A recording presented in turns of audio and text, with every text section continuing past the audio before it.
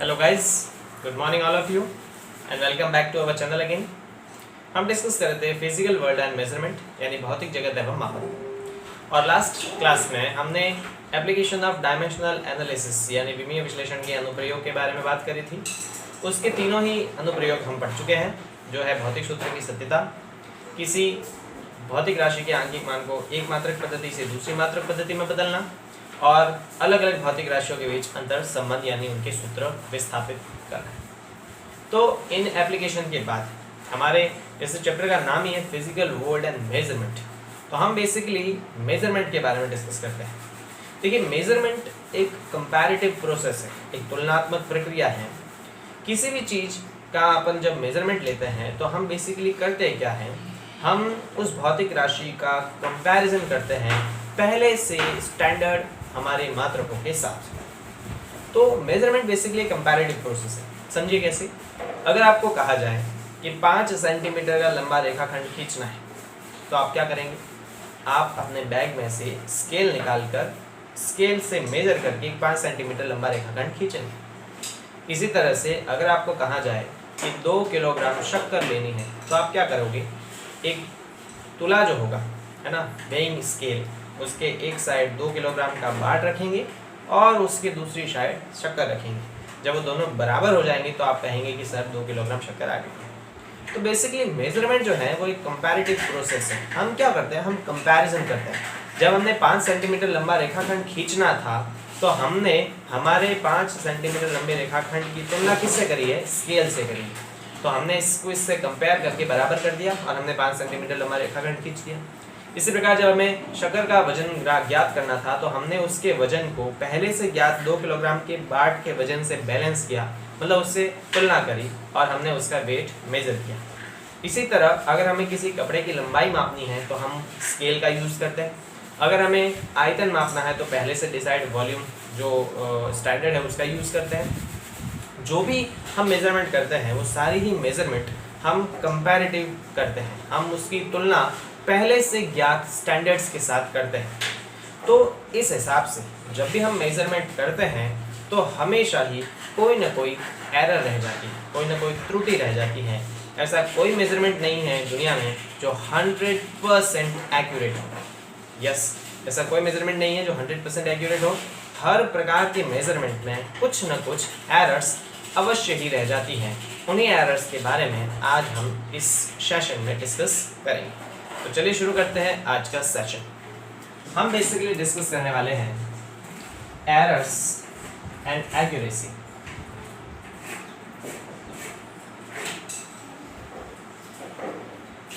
Errors and accuracy in measurement. इसे हम कह सकते हैं मापन में त्रुटि एवं शुद्धता। मापन में त्रुटि एवं शुद्धता। देखिए वेरी इजी, हम इसकी डेफिनेशन अगर देना चाहें तो बड़ी इजी डेफिनेशन। देखिए, सबसे पहले हम त्रुटि और शुद्धता को समझते हैं that what is error and what is accuracy. दोनों एक दूसरे के इनवर्स है, जस्ट ऑपोजिट है। अगर मान लेते हैं कि हमें किसी एक, मान लेते हैं हमारे पास कोई एक छड़ है, ठीक है, हमारे पास कोई एक छड़ है और उस छड़ की वास्तविक लंबाई मान लेते हैं 100 सेंटीमीटर है। ये इसकी वास्तविक लंबाई है, वास्तविक लंबाई।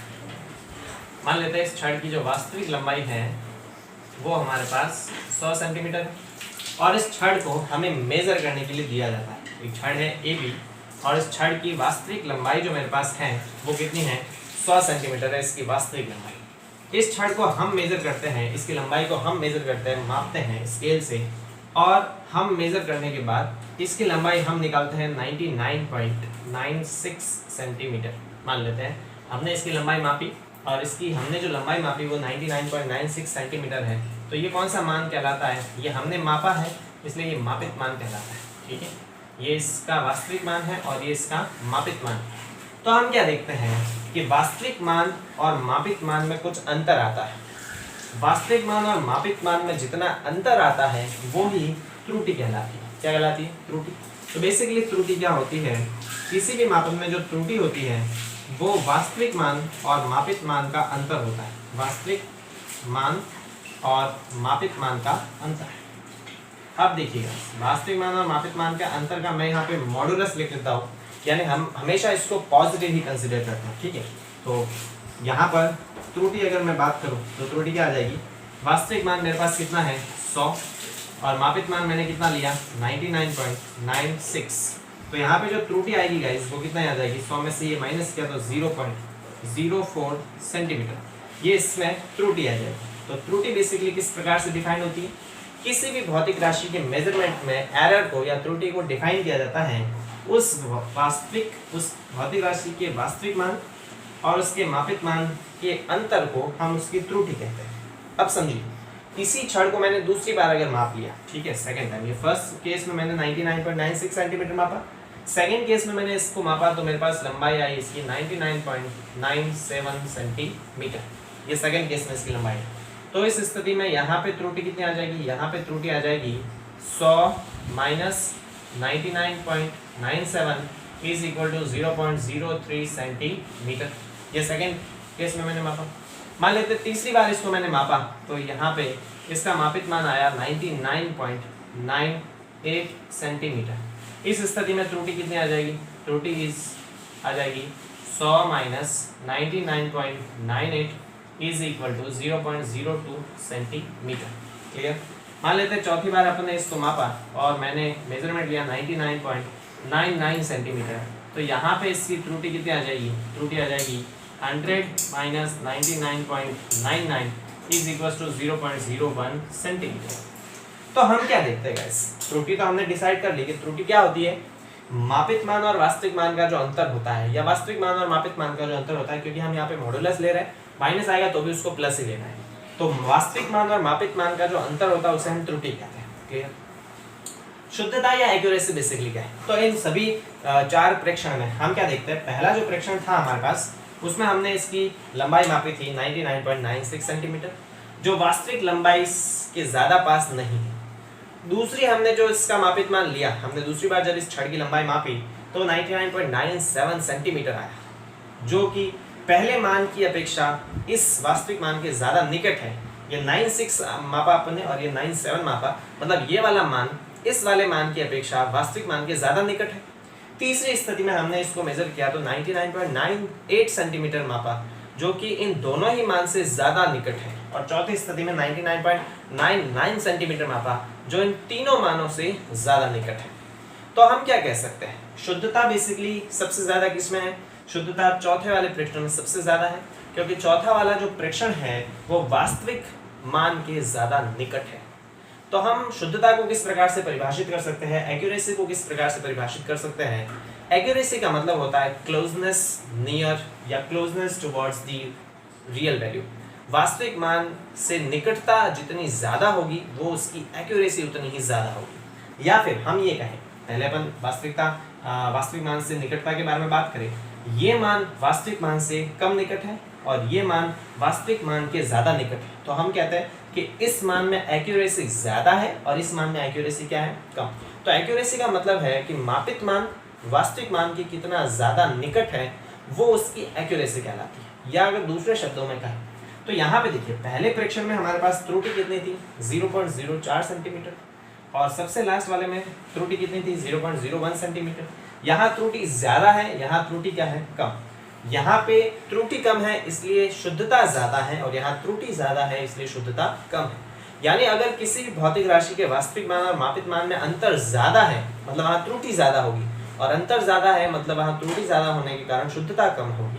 इसी प्रकार अगर भौतिक राशि के वास्तविक मान और मापित मान में अंतर कम है तो त्रुटि कम होगी, और त्रुटि कम है, अंतर कम है, तो वहाँ शुद्धता क्या होगी, ज्यादा होगी। तो हम इस प्रकार से त्रुटि और शुद्धता को परिभाषित करते हैं। त्रुटि बेसिकली होती है किसी भी भौतिक राशि के वास्तविक मान और मापित मान में अंतर को त्रुटि कहते हैं। जितना ज्यादा अंतर होगा त्रुटि उतनी ही ज्यादा होगी, और अंतर जितना कम होगा त्रुटि उतनी ही कम होगी। इसी को दूसरे शब्दों में कहें तो अंतर जितना ज्यादा होगा त्रुटि उतनी ही ज्यादा होगी तो शुद्धता उतनी ही कम होगी, और अंतर जितना कम होगा त्रुटि उतनी ही कम होगी और शुद्धता उतनी ही ज्यादा होगी। तो हम इसको एक्यूरेटली किस प्रकार से परिभाषित कर सकते हैं, जो डेफिनेशन देने जाए इसकी, तो डेफिनेशन कुछ इस प्रकार से दी जाएगी गाइस। देखिए हम पहले त्रुटि की बात कर लेते हैं। त्रुटि को किस प्रकार से डिफाइन करेंगे? किसी भौतिक राशि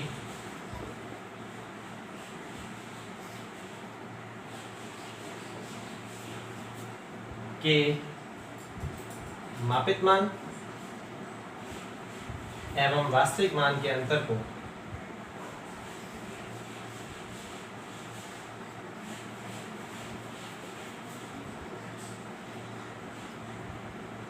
त्रुटि कहते हैं। बता चुका हूं। त्रुटि बेसिकली किस प्रकार से डिफाइन होगी? त्रुटि होती है वास्तविक मान में से मापित मान को माइनस करेंगे और जो भी वैल्यू आएगी उसकी पॉजिटिव वैल्यू ही लेनी है। मॉड्यूलेशन का मतलब है त्रुटि का मान हमेशा पॉजिटिव लेना है, नेगेटिव नहीं लेना है, ठीक है। तो ये त्रुटि कहलाती है। भौतिक राशि के जो मापित मान है, हमने जो मेजर किया है, और जो उसका वास्तविक मान है, उसकी जो रियल वैल्यू है, उन दोनों में जितना डिफरेंस होगा उस डिफरेंस को हम इसकी त्रुटि कहते हैं। अगर मैं शुद्धता को परिभाषित करूँ तो शुद्धता या एक्यूरेसी को किस प्रकार से परिभाषित करेंगे? शुद्धता या एक्यूरेसी को हम लिखेंगे भौतिक राशि के मापित मान एवं वास्तविक मान के क्लोजनेस को, उनके बीच निकटता को हम शुद्धता कहते हैं, ठीक है। सो भौतिक राशि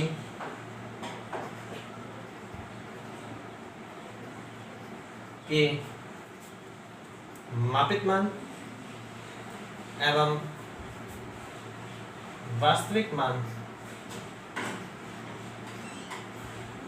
की निकटता यानी क्लोजनेस को शुद्धता कहते हैं, ठीक है।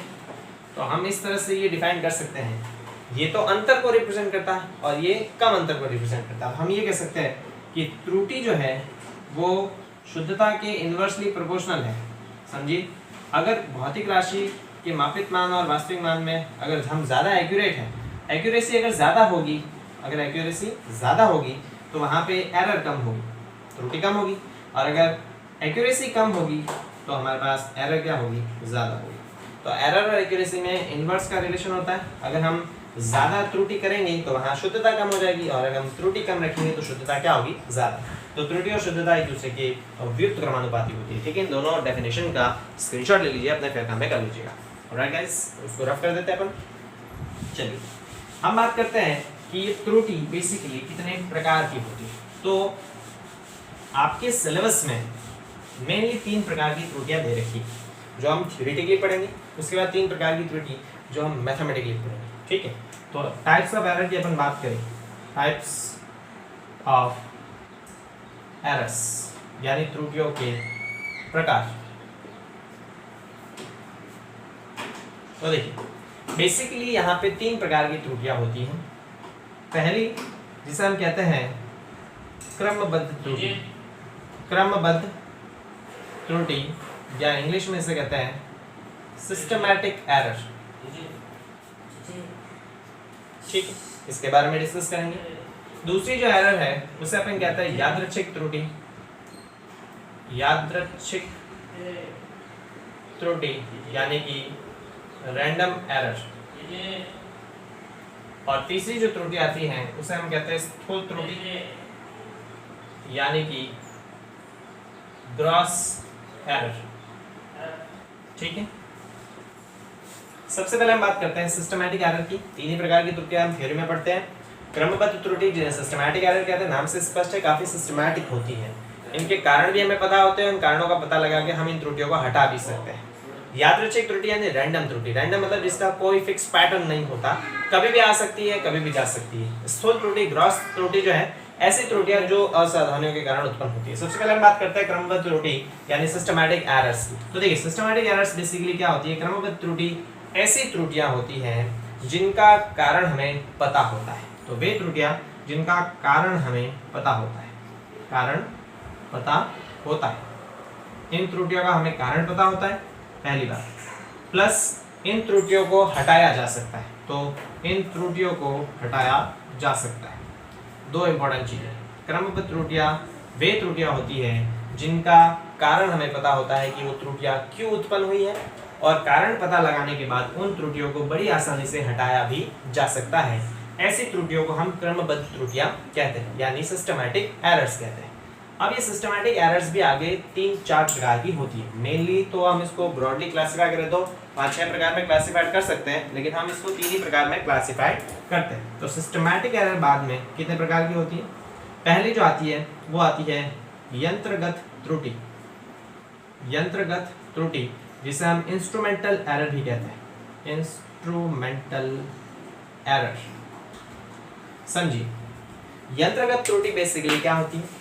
ऐसी त्रुटियां जो किसी यंत्र विशेष की खराबी के कारण उत्पन्न होती हैं, उन्हें अपन यंत्रगत त्रुटि या इंस्ट्रूमेंटल एरर कहते हैं। फॉर एग्जांपल, अगर मैंने अभी आपको एक एग्जांपल बताया था, अगर मैं आपको 5 सेंटीमीटर लंबा रेखाखंड खींचने को कहूं तो आप क्या करेंगे? स्केल लेंगे और स्केल से 5 सेंटीमीटर माप के रेखाखंड खींच देंगे, और वो 5 सेंटीमीटर लंबा रेखाखंड ही होगा, क्योंकि आप स्केल पे भरोसा करते हैं।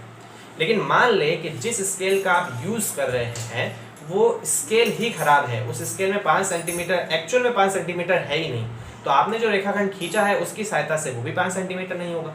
इसी प्रकार से अगर मान ले कि आपको किसी तार में प्रवाहित विद्युत धारा को मापना है, तो आप एमीटर का यूज करते हैं और एमीटर से आप विद्युत धारा को मापते हैं। लेकिन मान ले कि आप जो एमीटर यूज कर रहे हैं वो खराब है, उसमें खुद में ही त्रुटि है, तो उससे जो रिजल्ट आएगा, उसका जो मेजरमेंट आएगा वो भी खराब आएगा। तो इस प्रकार यंत्रों में उत्पन्न त्रुटि के कारण, यंत्र की खुद की खराबी के कारण जो त्रुटियां उत्पन्न होती हैं, उन्हीं त्रुटियों को हम यंत्रगत त्रुटि कहते हैं। और इन त्रुटियों को किस प्रकार से हटाया जा सकता है? इन त्रुटियों को हटाने के लिए हम जो खराब इंस्ट्रूमेंट्स है उसकी जगह एक्यूरेट इंस्ट्रूमेंट्स लगा देंगे। तो खराब इंस्ट्रूमेंट जैसे ही हटाया जाएगा, उसकी जगह नया इंस्ट्रूमेंट लगाया जाएगा, तो वहां से वो एरर हट जाएगी। तो इस प्रकार की एरर को हम यंत्रगत त्रुटि या इंस्ट्रूमेंटल एरर कहती है, जो किसके कारण उत्पन्न होती है? जो इंस्ट्रूमेंट के कारण या यंत्रों के कारण उत्पन्न होती है। किसके कारण उत्पन्न होती है? यंत्रों के कारण उत्पन्न होती है। और इनको किस प्रकार से हटाया जा सकता है? खराब यंत्र की जगह नया यंत्र या नया इंस्ट्रूमेंट लगा कर। ठीक है। दूसरी जो हमारे पास एरर आती है क्रमबद्ध त्रुटि में, उसे अपन कहते हैं व्यक्तिगत त्रुटि। व्यक्तिगत त्रुटि जिसे हम पर्सनल एरर भी कह सकते हैं या ह्यूमन एरर भी कह सकते हैं। ठीक है, ह्यूमन एरर। देखिए, व्यक्तिगत त्रुटि नाम से स्पष्ट है, व्यक्ति विशेष के कारण उत्पन्न त्रुटि व्यक्तिगत त्रुटि कहलाती है। अगर मान ले कि किसी व्यक्ति के कारण जो त्रुटियां उत्पन्न होती है उन्हें व्यक्तिगत त्रुटि कहते हैं। समझिए किस प्रकार से? अगर हम अकाउंट्स का काम करने के लिए किसी ऐसे व्यक्ति को नियुक्त करते हैं जिसको अकाउंट्स का काम नहीं आता, तो ऑब्वियस सी बात है उसको अकाउंट्स का काम नहीं आता तो वो त्रुटियां करेगा, और इसी प्रकार की त्रुटियों को हम व्यक्तिगत त्रुटि कहते हैं। ये त्रुटि किसके कारण उत्पन्न होती है? अनुभव की कमी के कारण उत्पन्न होती है। मान लेते हैं कि अगर किसी व्यक्ति विशेष को पढ़ाना नहीं आता है और उसको पढ़ाने को कहा जाए तो गलत पढ़ाएगा, ऑब्वियस सी बात है। तो उसके अनुभव की कमी के कारण जो त्रुटि उत्पन्न होती है उसे अपन व्यक्तिगत त्रुटि कहते हैं, यानी ये व्यक्तियों के कारण उत्पन्न होती है। किसके कारण उत्पन्न होती है? व्यक्ति के कारण। और इसको किस प्रकार से हटाया जा सकता है? हम ऐसे व्यक्ति जिसको अनुभव नहीं है उसकी जगह ऐसे व्यक्ति को काम करवाएंगे जिसको ज्यादा अनुभव है, तो वहां से वो त्रुटि हट जाएगी। तो व्यक्ति विशेष के अनुभव की कमी के कारण जो त्रुटियां उत्पन्न होती है उन्हें अपन व्यक्तिगत त्रुटि या ह्यूमन एरर या पर्सनल एरर भी कहते हैं। इसमें तीसरी जो हम त्रुटि की बात करते हैं वो है बाह्य कारकों के कारण त्रुटि। बाह्य कारकों के कारण त्रुटि। ठीक है, errors due to external factors, errors due to external factors। देखिए, ऐसी त्रुटियां जो बाह्य कारकों के कारण उत्पन्न होती है। बाह्य कारक क्या क्या हो सकते हैं? बाह्य कारक हो सकते हैं दाब हो सकता है, ताप हो सकता है, आर्द्रता हो सकती है।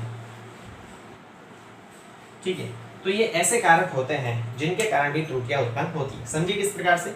अगर मान लेते हैं हमें एक स्टील की छड़ दी जाए और उस स्टील की छड़ को हम थार के रेगिस्तान में लेके मेजर करें उसकी लंबाई को, और वही छड़ को हम किसी ठंडे प्रदेश में लेके मेजर करें, तो जब अपन उसको थार के रेगिस्तान में लेके जाके मेजर करेंगे तो वहाँ टेम्परेचर ज़्यादा होने के कारण उसका एक्सटेंशन हो जाता है। ताप बढ़ने से उसकी लंबाई में वृद्धि हो जाएगी, तो उसकी वास्तविक लंबाई से ज़्यादा लंबाई हमें प्राप्त होगी।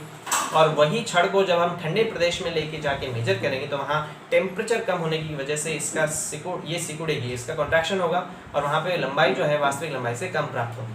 तो ताप में अंतर के कारण भी हमारे वैल्यू में चेंज हो जाता है, दाब में भी अंतर के कारण हमारी वैल्यू में चेंज हो जाता है। इसी प्रकार आर्द्रता में अंतर के कारण भी वैल्यू चेंज हो जाती है। जैसे मान लेते हैं कि एक शुष्क वातावरण में या गर्मियों के सीजन में हम अगर कोयले खरीदते हैं तो वहाँ पे गर्मियों में कोयले खरीदने से उस कोयले में से नमी निकल जाती है तो उसका एक्यूरेट वजन हमें प्राप्त होता है। वही बरसात के सीजन में अगर हम कोयले खरीदें तो वहाँ उस कोयले में मॉइस्चर आ जाता है, आर्द्रता आ जाती है, जिससे उसका एक्चुअल वजन में मॉइस्चर का वजन भी ऐड हो जाता है और कोयला भारी हो जाता है।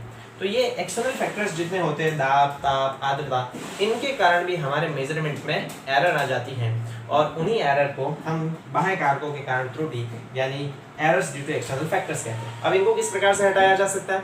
इनको हटाने के लिए हम एक ऐसा पर्टिकुलर परिवेश तैयार करें जिसमें दाब भी हमारे अनुसार हो, जिसमें ताप भी हमारे अनुसार हो, जिसमें आर्द्रता भी हमारे अनुसार हो, वायु का वेग भी हमारे अनुसार हो। तो ऐसा एक एनवायरनमेंट तैयार करें जिसमें सारे कारक हमारे अनुसार हो, तो इसमें त्रुटि किसी प्रकार की होगी नहीं और ये त्रुटियों को हम बड़ी आसानी से हटा भी सकते हैं। तो ये सिस्टमैटिक एरर होती है जिनका कारण पता होता है और जिन्हें हटाया जा सकता है। व्यक्तिगत त्रुटि होती है, यंत्रगत त्रुटि होती है और बाह्य कारकों के कारण त्रुटि होती है। हम बात करते हैं यादृच्छिक त्रुटि यानी रैंडम एरर्स। देखिए, रैंडम एरर्स बेसिकली ऐसी एरर होती है, नाम से स्पष्ट है, रैंडम। रैंडम का मतलब जिसका कोई पर्टिकुलर पैटर्न नहीं होता। तो इन त्रुटियों का कोई कारण नहीं होता, इन त्रुटियों का कोई कारण पता नहीं होता और अगर कारण पता नहीं होता तो इन त्रुटियों को आसानी से हटाया भी नहीं जा सकता, हटाया नहीं जा सकता।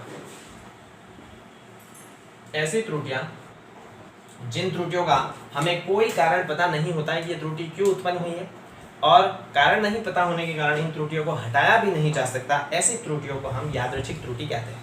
ऑलमोस्ट जितने भी प्रकार के मेजरमेंट्स होते हैं, जितने प्रकार के मापन होते हैं, उन सभी मापन में यादृच्छिक त्रुटि, रैंडम एरर्स आती ही आती है। जब अपन फिजिक्स में प्रैक्टिकल करेंगे गाइस, वर्नियर कैलिपर का, स्क्रू गेज का, स्फेरोमीटर का और भी सारे प्रैक्टिकल, तो उन सभी प्रैक्टिकल में हम एक से ज़्यादा रीडिंग लेते हैं।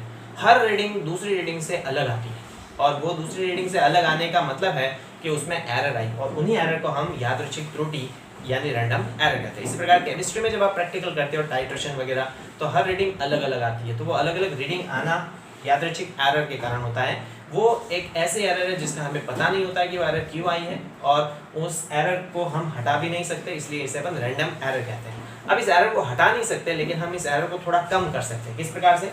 हम क्या करते हैं, इसमें एक से ज़्यादा प्रेक्षण लेते हैं। जैसे हमने किसी भी भौतिक राशि को एक बार नहीं माप के 5 बार माप लिया और उसके मान हमने ले लिए A1, A2, A3, A4 और A5, ठीक है। हमने किसी भौतिक राशि की लंबाई को जैसे माप लिया और उसकी लंबाई को 5 बार मापा, पांचों बार हमारे पास वैल्यू अलग अलग आएगी तो हमारे पास त्रुटि आई मतलब। अब इस त्रुटि को कम कैसे किया जा सकता है? हम इसका माध्य ले लेते हैं। क्या ले लेते हैं? माध्य। तो जितने भी हमारे पास प्रेक्षण आए हैं उन सभी प्रेक्षण को जोड़ के हम उन प्रेक्षणों की संख्या का क्या दे देते हैं? भाग, जिससे हमारे पास जो माध्य वैल्यू आती है वो थोड़ी ज़्यादा शुद्ध आती है, ठीक है।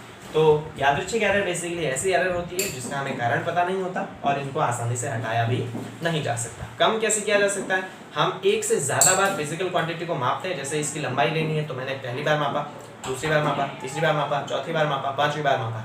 इसको 3-4 बार मापने के बाद इन सभी जो मापन है हमारे पास, मापित मान है, इसका माध्य ले लेते हैं, औसत ले लेते हैं और वो औसत जो है वो ज़्यादा एक्यूरेट होता है। मतलब हम इस प्रकार से इस त्रुटि को कम कर सकते हैं, हटा नहीं सकते।